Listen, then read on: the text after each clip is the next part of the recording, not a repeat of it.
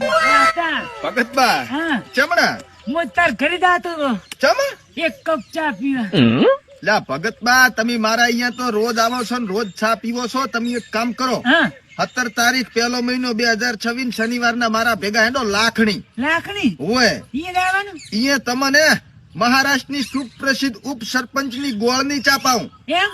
હા, સરપંચ ની ચા ઘણી પીધી પણ આ ઉપસરપંચ ને હું આપ્યું મેં. ઉપસરપંચ ની ચા આપણે લાખણી અંદર ઓપનિંગ છે ને ઈ દાડે પાછું ફ્રી માં છે ચા.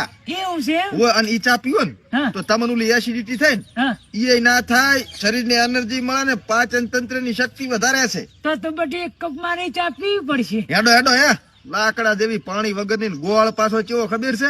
પ્યોર ગોળ અને ગોળ ની ચા. હાલ ને 17 તારીખ 1લો મહિનો 2026 શનિવારના દાડે સવારે 9 વાગે જવાનું છે મારે. રેડી? એટલે તમારે ભેગું આવવાનું છે.